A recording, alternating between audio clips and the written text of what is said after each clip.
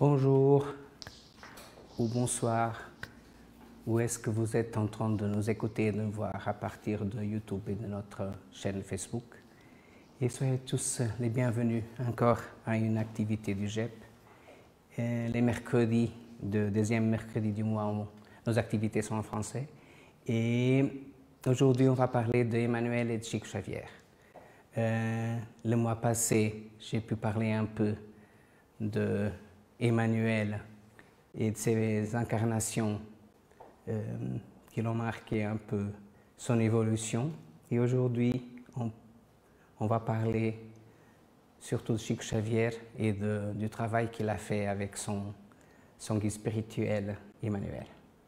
Et là, je vous demande de fermer les yeux et on va remercier à Jésus, à notre maître et modèle, qui est venu sur terre pour essayer de nous faire apprendre et de nous montrer le chemin qu'on doit parcourir pour pouvoir évoluer et arriver à être un esprit de lumière, un esprit comme lui, capable d'aimer infiniment. Et merci Jésus pour cet amour. On aimerait remercier aussi à la spiritualité, aux anges gardiens du GEP, Paul et Étienne. Remercier aussi à nos anges gardiens de ce qui, nous tous qu'on est en train d'écouter, et que nos esprits et nos cœurs puissent s'ouvrir pour recevoir les enseignements d'aujourd'hui et qu'on puisse apprendre quelque chose de nouveau pour utiliser le jour à jour de notre vie. Merci pour cette opportunité, qu'ainsi soit-il. Eh bien, parlant d'Emmanuel, spirit au Brésil, Chico Xavier a reçu d'innombrables hommages, tant du peuple que des organismes publics. En 1981, le Brésil propose officiellement Chico Xavier comme candidat du prix Nobel de la paix. Et en 2000, il a été élu le Mineiro du siècle à la suite d'un sondage auprès de la population d'État fédéral brésilien où il résidait. Et après sa mort, les députés de l'Assemblée nationale brésilienne ont officiellement reconnu son rôle dans le développement spirituel du pays. Et il est né à la municipalité de Pedro Leopoldo, dans l'état de Minas Gerais, au Brésil. La famille compte 9 enfants. Ses parents sont tous deux analphabètes. Son père est vendeur de billets de loterie et sa mère blanchisseuse. Et Chico raconte que c'est à 5 ans après avoir perdu sa mère qu'il commence à entendre les voix. Il travaille dès 9 ans comme tisserand en continuant l'école primaire. À 12 ans, il rédige en classe une rédaction remarquable et explique à sa maîtresse que ce texte lui a été dicté par un esprit qui se tenait près de lui. À la suite de la guérison de l'une de ses sœurs souffrant de l'obsession, Chico ainsi que toute la famille adhèrent au spiritisme. Et on peut parler beaucoup de Chico, de sa vie, mais il y a plein de documents à l'internet où vous pouvez trouver ça. Mais Chico, c'est vrai que, un peu comme Jésus, il est né dans une famille très pauvre. Ils étaient 9 enfants. Sa maman, il a décédé autour de 5 ans. Et il a été obligé de partir chez sa marraine parce que son père, il n'arrivait pas à tenir tous les 9 enfants. Alors il a partagé les enfants un peu à gauche et à droite dans les familiers pour qu'ils les guérissent et le veillent. Et avec sa marraine, la vie de Chico, c'était pénible. Sa marraine, elle ne l'aimait pas du tout. Et elle le punissait en lui mettant des fourchettes dans le ventre comme punition, que nous on ne comprend pas pourquoi. Mais des fois, surtout en écoutant Juliana un peu avant sur l'histoire du corps, et quand on a un corps bien, en pleine santé, on peut travailler bien. Alors Chico, depuis tout petit, il a souffert des maladies physiques, plein de problèmes de cœur et de respiration. Et même comme ça, il a été un exemple de bonté et de service et d'humanité. Après que son père il se remarie à nouveau, son père il va chercher Chico et il habite avec eux. Et là, c'est que Chico il s'est commencé à développer son spiritualité en écrivant. Parce que dans la maison de sa marraine, la plupart des fois, quand sa marraine le piquait avec les fourchettes, il partait au fond du jardin. Et au fond du jardin, il parlait avec sa maman. Parce qu'il voyait déjà les esprits. Il a commencé à voir les esprits depuis tout petit. Et il parlait avec sa maman. Et elle disait, mais patience, patience, aime. Tu verras que ça va passer. Et qui donnait l'espoir à que un jour, ça passerait. Et c'est vrai, ça a passé. Et Chico étudie la doctrine spirit et fonde le centre spirit Luis Gonzaga le 21 juin 1927. Il s'investit dans son activité de médium et développe ses capacités de psychographie. Il affirme voir en 1931 son guide spirituel, son mentor spirituel, sous la forme d'un esprit prénommé Emmanuel. Et guidé par cet être invisible, Chico publie son premier livre en juillet 1932, Le Parnasse de l'autre tombe. Recueil de 60 poèmes attribués à 9 poètes brésiliens, 4 portugais et un anonyme, tous disparus. Cet ouvrage de haute poésie, produit par un modeste caissier qu'il signe du nom d'auteur décédé, provoque étonnement général. Le journal O Globo de Rio dépêche l'un de ses rédacteurs, non spirit, assister pendant plusieurs semaines aux réunions du groupe spirit du centre Luis Gonzaga. Et s'ensuit une série de reportages qui popularisent le spiritisme au Brésil. Comme plus ou moins à l'époque d'Allan Kardec, on a demandé à Mr. William Crookes, qui étudie le spiritisme, pour qu'il puisse démentir qu'il existe des esprits et qu'il n'existe pas de communication avec les esprits, et que William Crookes arrive à parler avec des esprits, photographier les esprits, à toucher les esprits, peser les esprits, parce qu'ils se matérialisent vraiment devant lui. Il y a plein de lumière, de photos de ça à Internet. Et qu'après, il écrit une œuvre à dire, je ne peux pas dire que le spiritisme, ce n'est pas vrai, parce que tout ce que j'ai vécu, c'est vrai, alors le spiritisme, il est vrai. Et après, il a été banni du groupe des sciences anglaises. La même chose s'est passée avec un rédacteur du Globo qui l'ont envoyé contrôlant Chico. Mais tu vas contrôler Chico, tu vas voir que tout c'est de la magouille, tu vas prouver que le spiritisme... Mais non. Après quelques semaines, le rédacteur il a commencé à faire des reportages les unes derrière les autres, exactement sur le spiritisme et surtout sur la bonté, la capacité que Chico il avait d'aider le prochain, et que quelqu'un qui avait juste fait l'école basique, il écrivait des œuvres de tout genre, de sortes de matière, et qui parlait de tout. Et c'est vrai que ça étonnait un peu l'histoire du Brésil. Et ici, on voit un peu la popularité que Chico il avait. Ici, c'est Divaldo, il est toujours vivant et entre nous, un des plus grands spirites à présent. Il a presque aussi, à présent, presque plus de 400 livres écrits de plusieurs esprits aussi, comme Chico. Mais Chico, c'est vrai que il avait rien. Il est arrivé sur Terre sans rien, il est décédé sans rien. Tout ce qu'il a... Divaldo, il a construit une institution, une des plus grandes institutions spirites du Brésil, où il a plusieurs centaines, mais milliers de personnes qui sont aidées tous les jours avec l'argent qu'il arrive à faire, avec les livres qu'il vend dans le monde. Et la semaine passée, on a pu parler un peu d'Emmanuel et de ses œuvres, et on va juste parler un tout petit peu. Les œuvres les plus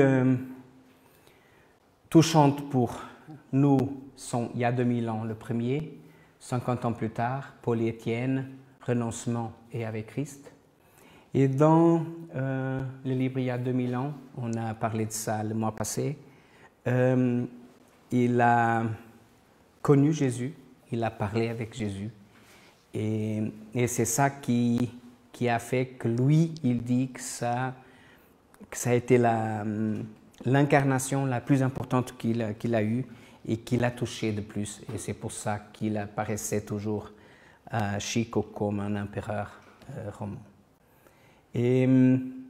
Mais Emmanuel, comme il disait dans l'article de Wikipédia, Emmanuel c'était vraiment le guide spirituel de Chico. Il a fait les préfaces de presque tous les livres de Chico. Et aussi, ce n'est pas tous, c'est 99% des livres, de tous les autres auteurs qu'il a fait. Mais avec Chico, il a écrit une soixantaine de livres. Après ces 5 livres, il a écrit aussi le groupe des livres de Sources Vives, qui sont ceux-là, Sources Vives, Notre Pain, Chemin, Vérité et Vie, et La Vigne de Lumière. Et dans ces livres, Emmanuel il prend un verset de la Bible et nous l'explique avec une inspiration toute propre. Et on va juste lire un petit chapitre, le 86 de Sources Vives, qui s'appelle « Êtes-vous malade ?» La prière de la foi sauvera le patient et le Seigneur le relèvera. Jacques 5, verset 15. Toutes les créatures humaines tombent malades. Toutefois, rares sont ceux qui envisagent une véritable guérison. Si tu es malade, ne crois pas que l'action des médicaments que tu avales ou que l'on t'injecte pourra te guérir complètement. Le comprimé aide, l'injection soulage. Cependant, n'oublie jamais que les vrais mots viennent du cœur. L'esprit est une source créatrice. La vie engendre peu à peu sur tes pas ce que tu as désiré.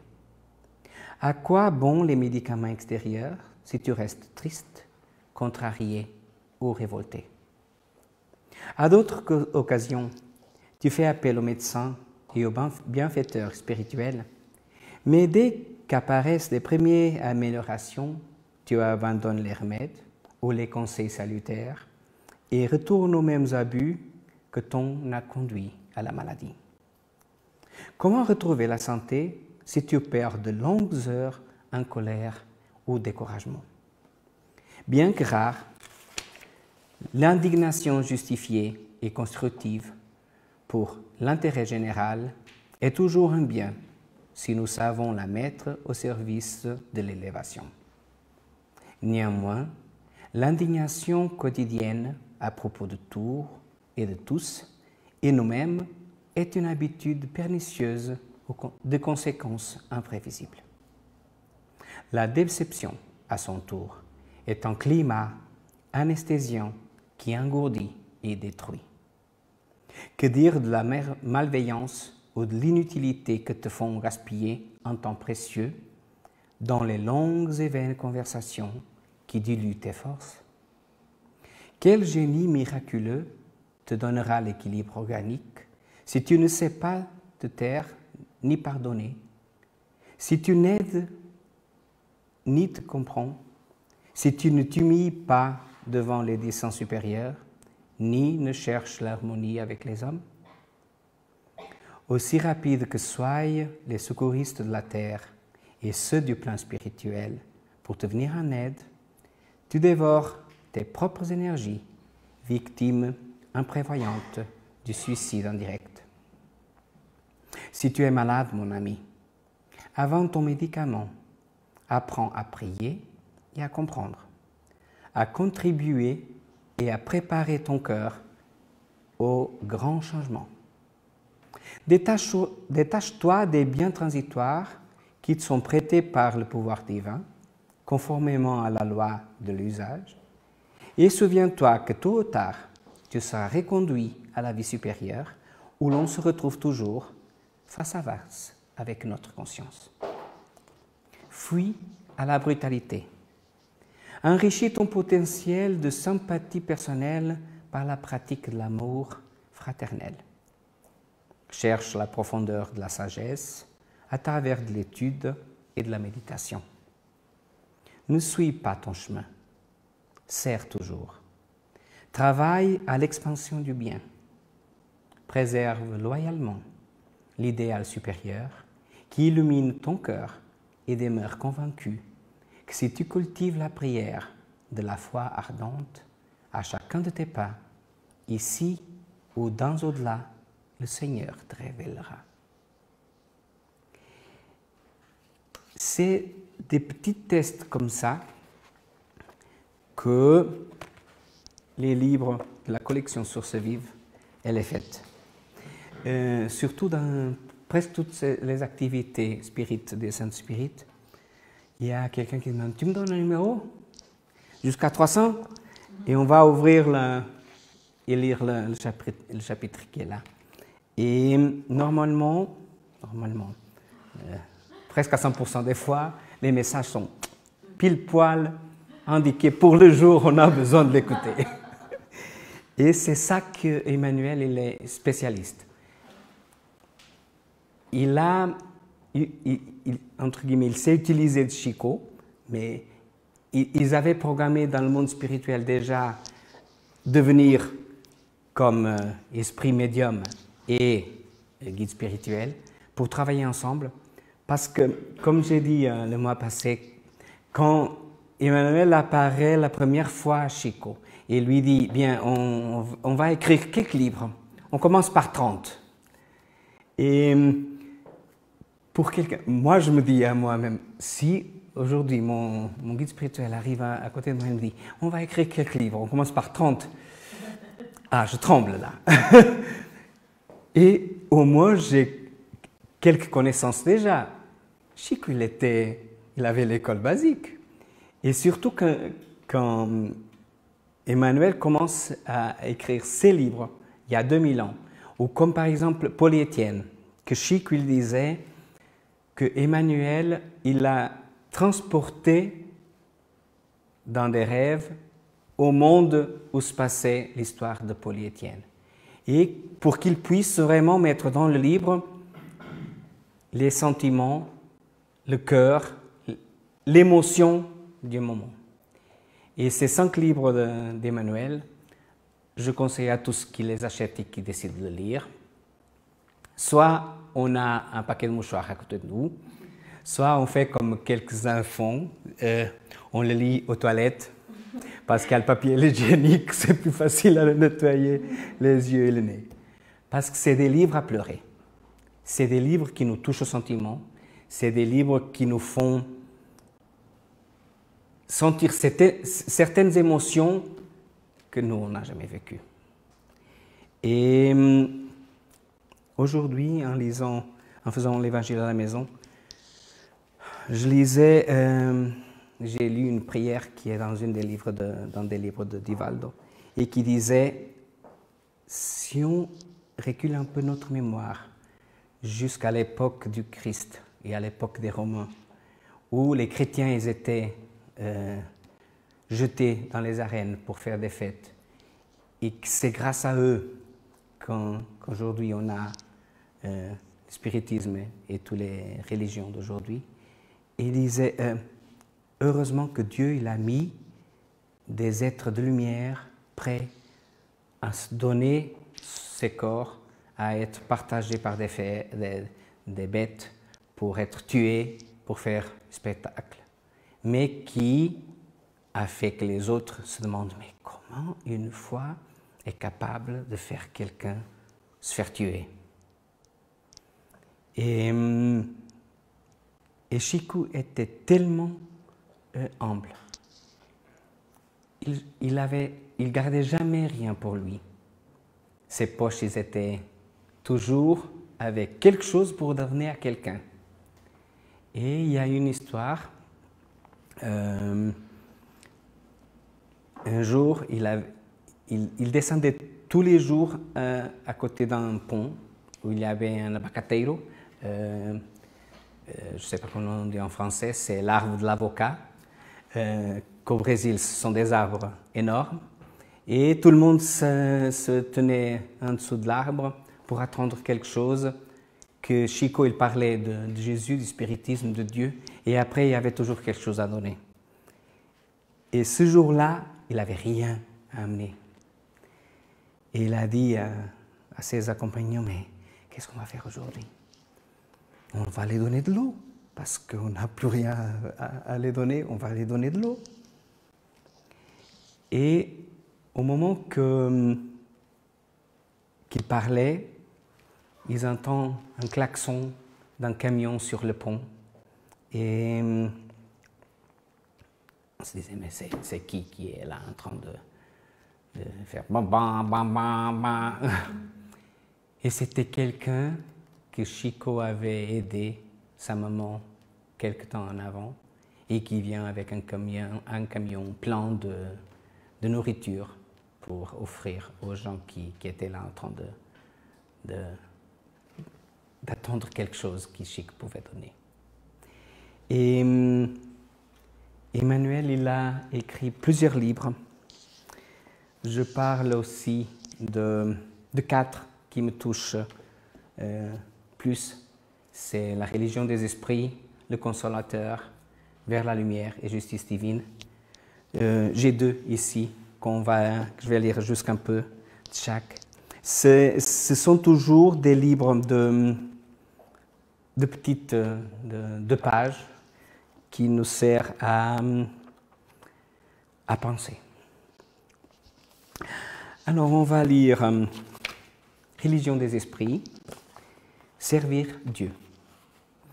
Il a été écrit dans la réunion publique du 5 juin 1959 et c'est sur la question des livres des esprits numéro 673. Au nom de l'amour de Dieu, on accumule sur terre des trésors et des monuments. Au nom des divers cultes, des centaines de sanctuaires s'éparpillent sur tout le continent. Pagodes et mosquées, cathédrales et basiliques, tours et chapelles apparaissent majestueuses en Asie, en Afrique, en Europe, en Amérique, pour honorer la providence divine. C'est ainsi que surgissent ici et là des centres d'adoration avec une nomenclature variée. Temple-palace, temple-stylé, temple-musée, temple-consécration, temple-cloître, temple-trophée. Des hôtels réservés aux offices religieux que les Hébreux de l'Antiquité lointaine placés sur les tables en pierre, en haut des collines, sont aujourd'hui des somptueuses reliquaires étançant de pierreries. Pour le déroulement des prières, transformées en cérémonies complexes, tout un rituel de couleurs et de parfums exige des vases et des soutaines qui valent des longs sermons dans le cadre des biens matériels. Loin de nous l'idée de formuler la moindre critique négative aux frères qui ornent ainsi le terrain de leur foi. Ou, quelle que soit, l'intention qui est noble et droite est toujours digne et respectable. Mais si nous nous reportons à l'interprétation spirite qui exprime la pensée chrétienne claire et simple, comment peut-on honorer le Créateur en reléguant ses créatures dans la plus profonde misère et au spectre de la maladie? Que dire des stances où, sous prétexte de rendre hommage à la munificence paternelle, ces enfants heureux feignent de méconnaître la présence de leurs frères affaiblis et humbles en leur exorquant leur droit d'héritier? Comment glorifier le tout compatissant en s'inscrivant son nom béni sur des panneaux ornés d'or et d'argent, juste à côté de ceux qui sont couverts d'haillons et qui gémissent de faim? Souvenons-nous de Jésus, qui fut le plus grand exemple de loyauté envers le Seigneur suprême. Ange parmi les anges, il vint au monde dans un lit rustique au milieu d'une écurie. Ingénieux des parcours sublimes, il foula la boue terrestre pour louer le bien. Pur entre les purs, il fut l'espoir des pécheurs. Messager de la lumière, il guide ceux qui souffrent dans les ténèbres. Magistrat incorruptible, il n'exige de personne une marque de pauvreté pour se rendre utile. Ambassadeur de l'harmonie sublime, il est un remède pour les malades. Détenteur de conquêtes éternelles, il utilisa des banques empruntées pour enseigner la bonne nouvelle. Juste parmi les justes, il se laissa crucifier entre les malfaiteurs pour que grandisse en l'homme le pouvoir du pardon et la force de l'humanité.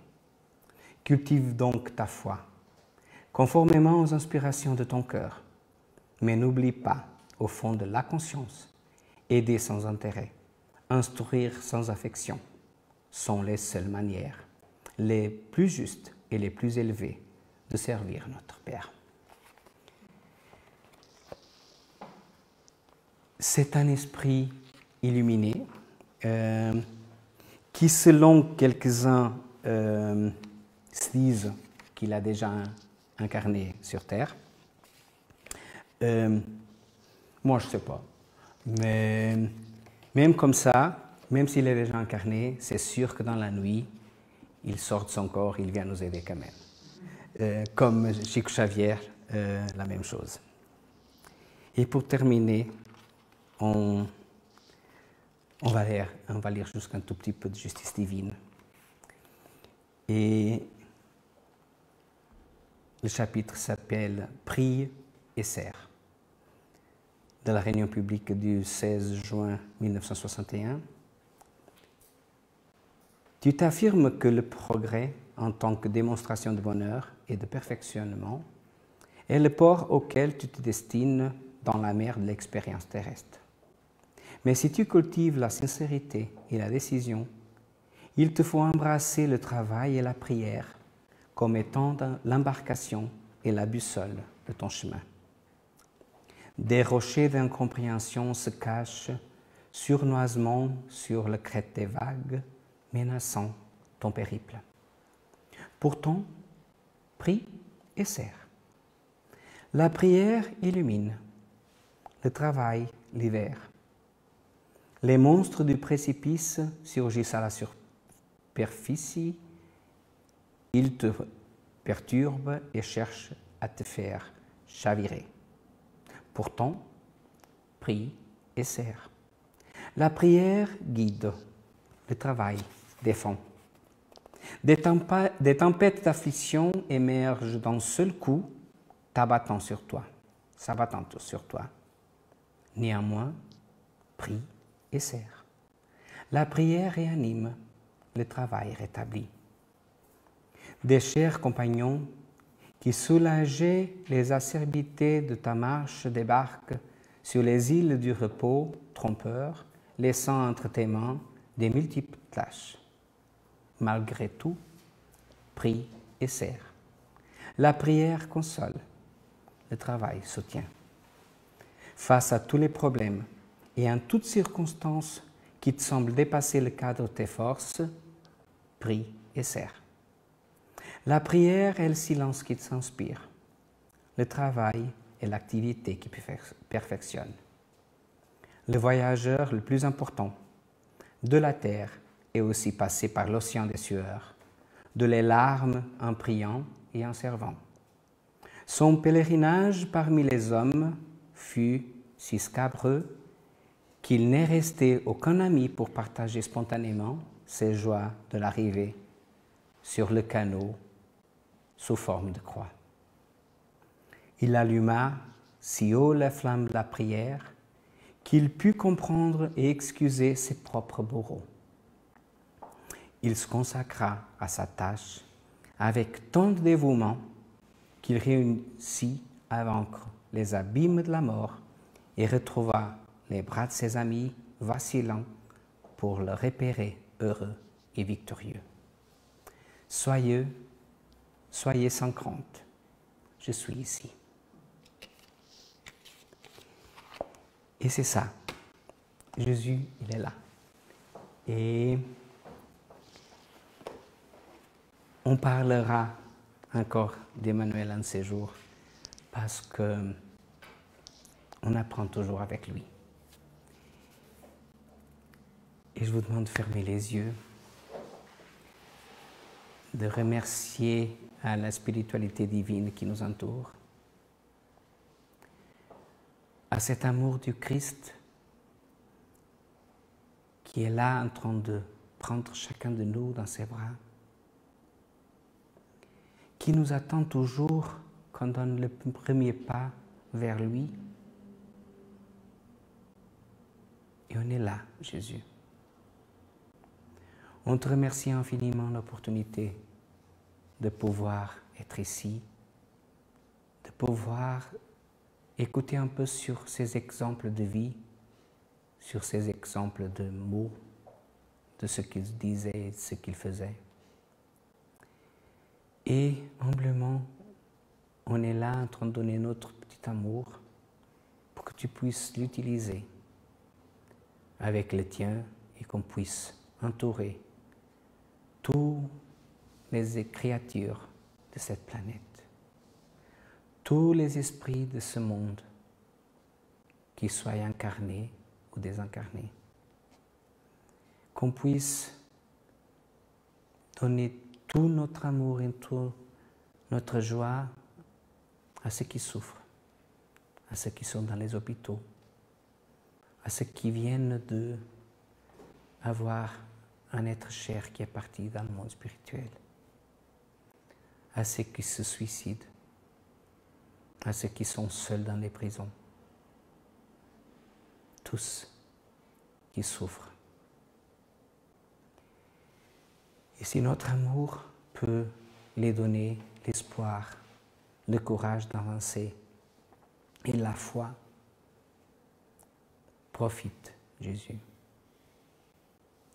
Et en te remerciant l'opportunité, on te dit à bientôt. Qu'ainsi soit-il. Eh bien, merci beaucoup.